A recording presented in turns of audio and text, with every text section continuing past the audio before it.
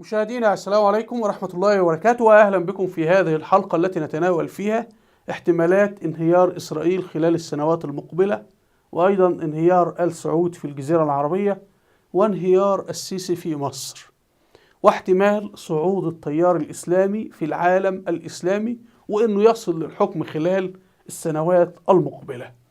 وفقا للشرح أو التوقعات أو التحليل الذي سنقدمه الآن، سيتضح أن هناك فرصة كبيرة أن يظل أردوغان في الحكم في تركيا، ومعه حزب أردوغان الحزب نفسه يبقى في الحكم. السبب في ذلك الصين، الحرب العالمية الثالثة القريبة جدا منا، ونحن نشاهد الرئيس الأمريكي جو بايدن يقول للمخابرات نريد تقرير أنه فيروس كورونا خرج من معمل ووهان في الصين، وبعدها تفرض عقوبات على الصين. المهم تعالوا نبدأ ونرى كيف ستسير الأمور. هذا تحليل للمستقبل. المسلمون قديما كانوا يهتمون بعلم المستقبليات، الغرب الآن هو الذي يهتم بعلم المستقبلية. تعالوا نبدأ ونرى. أولا، العالم الآن فيه كتلتين رئيسيتين، فيه الكتلة الصينية، دي الكتلة الأولى، ولدينا الكتلة الثانية أو المعسكر الثاني، المعسكر الأمريكي. المعسكر الأمريكي بيضم العالم كله، يعني كل العالم جزء من المعسكر الأمريكي. بداخله روسيا بتتمتع باستقلال ذاتي أو إدارة ذاتية في بعض الأمور. يعني الصين عاملة عالم آخر منفصل، عندها يوتيوب، الإعلان بتاعها يوتيوب وجوجل خاص بها وفيسبوك وواتساب، يعني الصين مستقلة بعيدة عن العالم يعني. فالصين لها عالمها الآخر، فالعالم مقسوم معسكرين. المعسكر الأمريكي داخله مكونات. الآن هذا المعسكر الصيني أصبح يمتلك قوة عسكرية كبيرة، ولكنه متأخر في الطيران ومتأخر في مجال الأساطيل البحرية. هذا المعسكر الصيني كي يستطيع أن هو يحكم العالم، وهو عنده مشاكل اقتصادية الآن بسبب فرض عقوبات على الرقائق، ماذا سيفعل؟ لابد أولا أنه يحتل جزيرة تايوان هنا. لماذا؟ لأن فيها مصانع للرقائق الإلكترونية الصغيرة، ولما تقوم الصين باحتلال تايوان وهي بتعتبرها أرضها، في نفس الوقت تحل مشكلتها أو تردم الفجوة التكنولوجية بينها وبين أمريكا. لما ننظر على الخريطة نجد الذي يقف حاجزا بين المعسكرين الصيني والأمريكي، هنجد العالم الإسلامي. يعني الصين كي تنتقل وتصل إلى أوروبا، أو الجيش الصيني كي يصل إلى أوروبا، أمامه طريقين، هو كلاهما يمر عبر العالم الإسلامي. فإما أن الجيش الصيني ينطلق إلى إيران، ومن إيران إلى تركيا، ومن تركيا يدخل إلى أوروبا، وإما ينطلق من العراق إلى سوريا إلى الأردن إلى مصر إلى الجزيرة إلى البحر المتوسط. وهناك طريق، إنه طريق بحري، ولكن هذا الطريق البحري طويل، من عن طريق قناة السويس.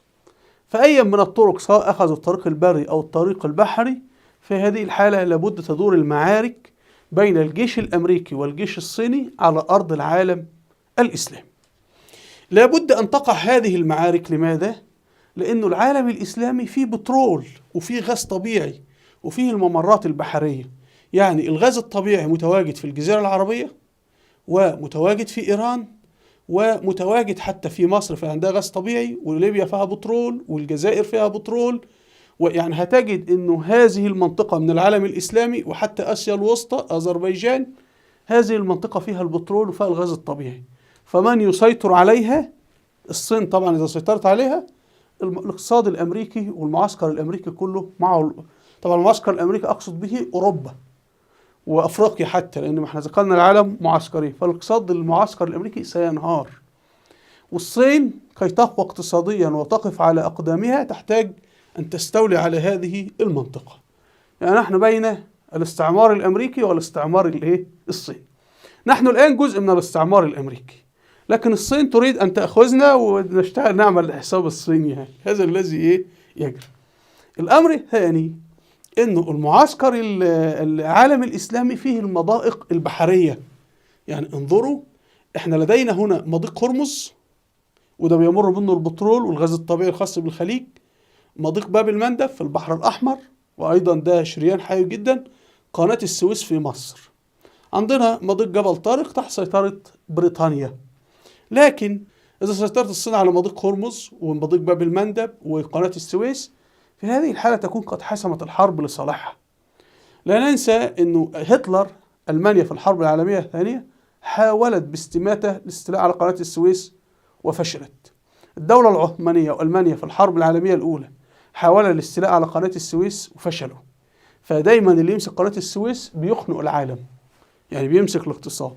قناة السويس الآن تحت سيطرة الأمريكان وليس مصر. احنا والله العظيم ولا لنا علاقة بها أصلا، ولا نعرف أين قناة السويس. يعني دعكم بقى يقول لك قناة السويس مصرية إلى آخره. فإذا الصراع أي مكان الحرب هتدور حول العالم الإسلامي. طيب بدأ بالفعل الجيش الصيني يتحرك في احتلال العالم الإسلامي. فخلال السنوات الماضية قامت الصين بغزو باكستان، وصلت إلى ميناء جوادر الباكستاني، وأصبح الاقتصاد الباكستاني تحت سيطرة الصين، لدرجة أن الصين أخذت ميناء جوادر الباكستاني إيجار 40 سنة، أصبح الميناء صيني يعني. وعملوا طبعا طريق الحزام والحرير. أيضا الصين عملت اتفاقية مع إيران بموجب اتفاقيات كثيرة، من بينها الاتفاقية العسكرية أن يكون للجيش الصيني 5000 جندي في إيران. والخطورة بقى في إيران وباكستان أنه أصبحت الصين على بعد خطوة من مضيق هرمز، يعني تستطيع الصين الآن أن تغلق أهم ممر للبترول في العالم. فالجيش الصيني يستطيع بكل سهولة أنه يأتي عن طريق البر ويحتل الجزيرة العربية. طيب إذا أوروبا اعترضت وأراد الجيش الصيني أن يعبر، إما أن يعبر عن طريق تركيا، ولكن تركيا بلاد جبلية وفيها حكومة قوية حاليا وجيش تركي قوي حاليا بقيادة أردوغان. فممكن الصين تأخذ طريق العراق بلد خالي فارغ، سوريا بلد فارغ، الأردن بلد فارغ، مصر بلد فارغ، يعني بلد ليس فيها حكومات، ليس فيها دول. سنأتي على هذه الجزئية. فيسهل أن هي تنطلق بكل سهولة الجيش الصيني ويأتي لقناة السويس ويقوم بإغلاقها، ويستطيع أنه بكل سهولة يعبر من الجزيرة العربية ويقوم بإغلاق مضيق باب المندب.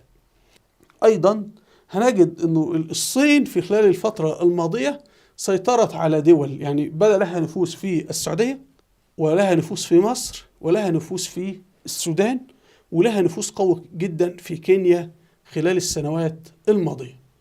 مثلا نجد هنا وزارة التعليم في مصر قررت تدريس اللغة الصينية على الطلبة من أولى إعدادي. فمعناها أنه السيسي بيستعد أنه ينقل تبعيته من أمريكا إلى الصين، والصين طبعا طلبت له علم الطلبة اللغة الصينية لأن الجيش الصيني قادم. أيضا هنجد هنا السعودية تبدأ في تدريس اللغة الصينية في مدارسها. فمحمد بن سلمان العهد السعودي وآل سعود بدأوا أيضا يقولون قبلتنا واتجاهنا الجديد الصين وليس أمريكا. انظر، السيسي في مصر بيعطي ظهره للأمريكان، وآل سعود محمد بن سلمان بيعطي ظهره للأمريكان. لا ننسى آخر حوار لمحمد بن سلمان في التلفزيون السعودي، قال إذا أمريكا ضغطت علينا لا تنسى أمريكا أن اقتصادها أصبح 20% من اقتصاد العالم وليس 50%، في قوة أخرى مثل الصين. يعني بيقول إذا ضغطتم علينا سنذهب إلى الصين. هو بالفعل بدأ يضع إحدى قدميه في المعسكر الصيني، والسيسي يفعل نفس الموضوع. أيضا نجد السودان، بدأت الصين تسيطر على السودان يعتزم تدريس اللغة الصينية في المدارس الثانوية. فإحنا لما ندقق في هذه نرجع الدول كده اللي قررت تدرس اللغة الصينية، هذه الدول: السعودية، مصر، السودان. وهذه الدول تسيطر على مضيق هرمز، وتسيطر عند مدخل باب المندب وعلى قناة السويس. فمسألة جدا خطيرة جدا أن الجيش الصيني يبقى موجود في الإسكندرية خلال السنوات المقبلة، خطر كارثي بالنسبة لأوروبا. كما ذكرنا لدينا المعسكر الصيني اللي هو هذا، ولدينا المعسكر الأمريكي أو حلف الناتو أمريكا وأوروبا. هنجد يفصل المعسكرين صحراء عسكرية، منطقة فراغ، هي العالم الإسلامي. العالم الإسلامي هم مجموعة بشرية، يعني يقتربان حاليا المسلمين من نحو 2 مليار مسلم، ولكن ولا دولة إسلامية فيها جيش حقيقي باستثناء تركيا. لكن تجد أنه باكستان جيشها ضعيف، أفغانستان فيها قوات حركة طالبان قوية، آسيا الوسطى فارغة، الجزيرة العربية فارغة، سوريا، العراق، مصر، السودان، عمان، أندونيسيا، ماليزيا. أنت أمام مساحة خطيرة جدا جغرافيا ولكن فارغة من القوات العسكرية، فيها بعض القواعد العسكرية الأمريكية، فيسهل للجيش الصيني أنه يدخلها ويقوم باحتلالها. الجيش الصيني مستعد يقدم 300 مليون جندي قتيل، يقتل منه 300 مليون ولا يهمه في حاجة، لا عنده حكومة هتحاسبه ولا حياة الإنسان تهمه ولا حاجة. المعسكر الأمريكي لا يستطيع دفع هذه التكلفة. هل أمريكا مستعدة أن تحشد 50 مليون جندي من سكانها وتأتي بهم إلى العالم الإسلامي ويقتل 50 مليون جندي أمريكي في حرب مع الصين؟ لا تستطيع. أمريكا الآن في مرحلة تفسخ كأي إمبراطورية كبيرة في نهاياتها. السكان وصلوا إلى الرفاهية ولا يريدون الحرب ولا القتال. وحتى اليوم جو بايدن الرئيس الأمريكي أصدر قرار أنه من حق المرأة أن تأخذ أموالا لإجهاض جنينها، يعني حتى المرأة الأمريكية لا تريد أن تنجب، فأصبح خلاص لا عاوز ينجب ولا يريد أن يتزوج. يقول لك لماذا أتزوج وأتحمل عبء زوجة إذا كان ممكن يستمتع بها في خارج الزواج؟ فالآن هذا المعسكر الأمريكي أصبح تقوم على الحياة الفردية، معسكر شاخ أخلاقيا ولا يريد أن يتحمل أي مسؤوليات، فهو لا يستطيع أن يدفع هذا الثمن. فإما حلين أو طريقين، إما أن الجيش الصيني يجتاح العالم الإسلامي وهو فارغ، وإما أنه الأمريكان يقومون بتسليح العالم الإسلامي. الجيش الصيني لما يأتي ويسيطر سواء من قناة السويس أو من سوريا ويصل إلى قناة السويس ويسيطر عليها، ولو جاء من باكستان إيران ودخل العراق ودخل الأردن وعاوز يدخل إلى قناة السويس، لابد أن يمر عبر فلسطين، وهنا سيجد أمامه الجيش الإسرائيلي. هنا الحرب حتمية بين إسرائيل والصين. أولا حتى لو إسرائيل الآن تقوم ببناء علاقات قوية جدا مع الصين، وأصبحت الصين تحصل على التكنولوجيا السرية من إسرائيل، يعني إسرائيل تأخذ التكنولوجيا السرية من أمريكا وإسرائيل تذهب وتأخذها من إسرائيل، فوضع جد خطير عسكريا يعني. لكن الجيش الصيني لما يحتل مصر أو يحتل الشام أو يحتل العراق في إيه؟ في إسرائيل. ما هي إسرائيل؟ إسرائيل لا تملك مقومات الدولة. إسرائيل في حقيقتها هي قاعدة عسكرية أمريكية في المنطقة، مجموعة من السكان 7 ملايين يهودي تابعين وموالين لأمريكا، وقاعدة سكانية مساكن بالمصانع بكذا، يعني قاعدة عسكرية كبيرة جدا متقدمة للجيش الأمريكي. الجيش الصيني لما يأتي ويحتل قناة السويس أو الشام لا بد أن يدمر هذه القاعدة حتى لو صالحته. يعني كيف الجيش الصيني ينطلق ويعبر إلى أوروبا وفي ظهره قاعدة عسكرية أمريكية؟ لا يمكن، لا بد يقوم بتدميرها أولا كي يؤمن طريقه وينطلق إلى أوروبا. فهنا إسرائيل هتكون في خطر كارثي ماحق، وإسرائيل لا تستطيع أبدا الوقوف أمام الجيش الصيني. نحن شاهدنا الجيش الإسرائيلي وكيف أصاب إسرائيل رعب من قوات قليلة العدد اللي هي حماس في غزة. هؤلاء 10,000 جندي، قوة بسيطة وليس عندهم لا دبابة ولا طيارة لكذا. فإذا جاء الصين واجتاح العالم الإسلامي واجتاح العراق والشام سوف يدمر اليهود، سوف يذبح 8 ملايين يهودي ويبيدهم عن بقرة أبيهم. هيفعل فيهم ما يفعله الآن في المسلمين في تركستان. فالوضع جد خطير جدا. طيب هنا هنكتشف أن في خطورة كبيرة جدا. الآن من يمثل أمريكا في مصر؟ السيسي. طب هل السيسي والجيش بتاعه يستطيعون التصدي للجيش الصيني؟ لا، ده الجيش الصيني أول ما يضرب طلقة على مصر كل جيش السيسي سيهرب. في السعودية في محمد بن سلمان والجيش بتاعه، هل يستطيع التصدي للجيش الصيني؟ أبدا، أول ما يضرب طلقة هيهرب. فإذا من مصلحة أمريكا ومصلحة إسرائيل أن تقوم بإسقاط السيسي وإسقاط محمد بن سلمان والحكام الموجودين في هذه المنطقة، وتسمح بديمقراطية، تسمح بانتخابات، تسمح بحكومات الشعوب الإسلامية تنتخبها. وفي هذه الحالة سيكون التيار الإسلامي أو الإسلاميون الذين يشكلون هذه الحكومات. لماذا؟ هم سيقفون حائط أمام الصين. يعني انظروا، لما يأتي الجيش الصيني لدخول باكستان، إذا في حكومة إسلامية في باكستان هتقف ضده وتقول له لا تعبر. لما يجي يدخل أفغانستان، حركة طالبان سوف تتصدى له. أيضا نفس الوضع في تركمانستان، أوزباكستان، كرغيزستان. يعني أمريكا تحتاج أن تعمل هلال إسلامي يحاصر الصين، وهي أمريكا بالفعل حاليا عملت هلال هندي. يعني الهند واقفة كده محاصرة الصين. يعني افترض أن الصين استطاعت تتجاوز ووصلت إلى الجزيرة العربية.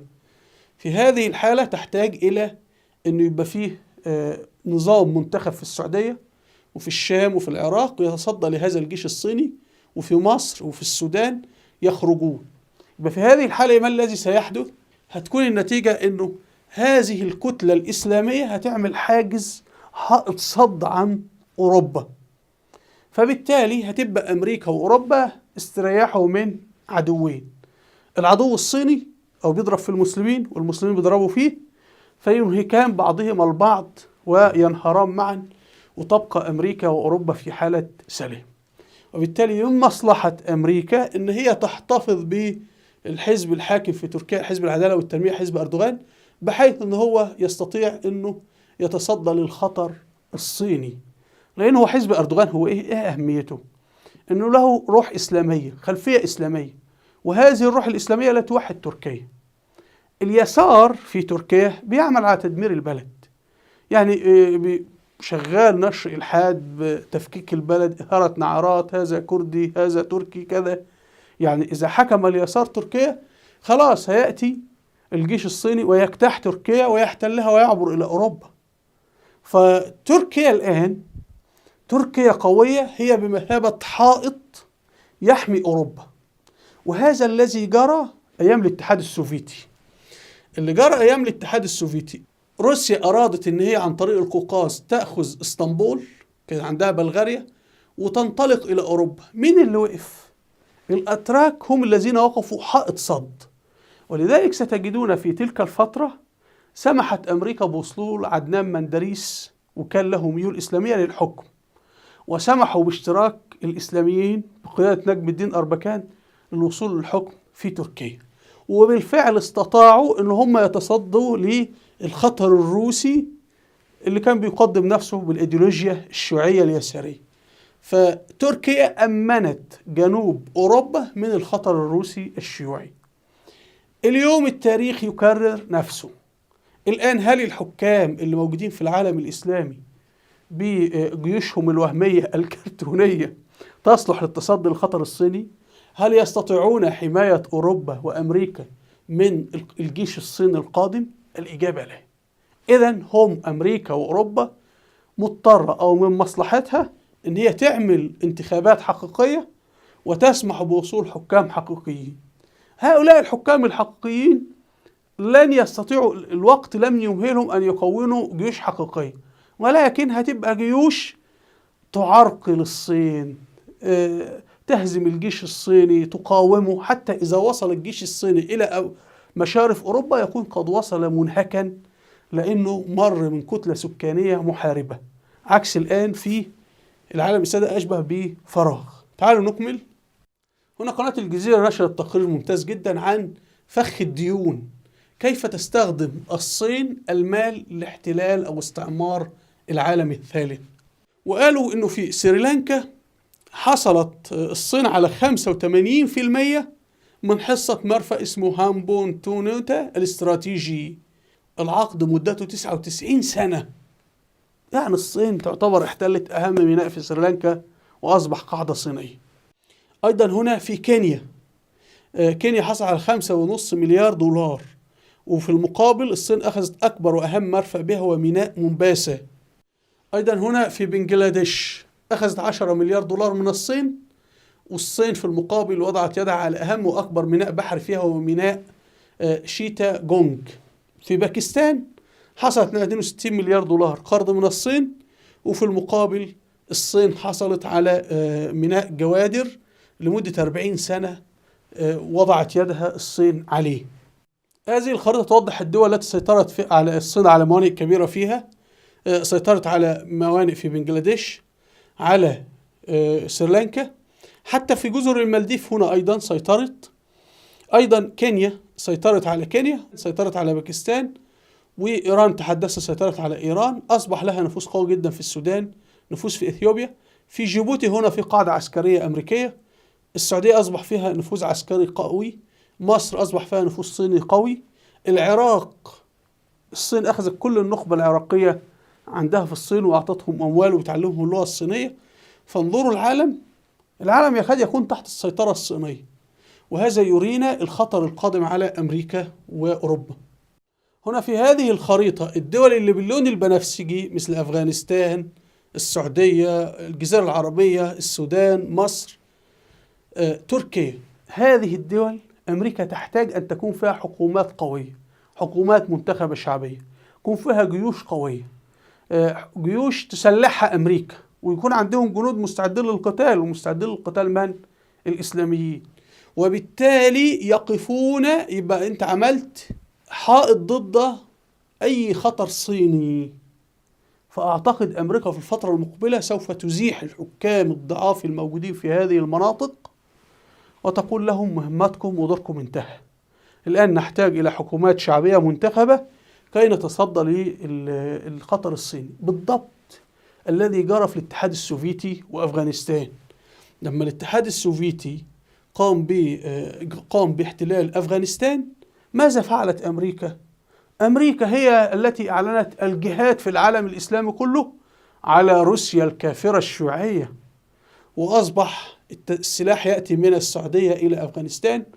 أيامها الملك سلمان الذي يرعى الراقصات والخمور الآن هو الذي كان يعلن الجهاد في سبيل الله في أفغانستان. وحسني مبارك كان يرسل السلاح والمال بتعليمات من أمريكا، وكل المنظومة كانت بترسل.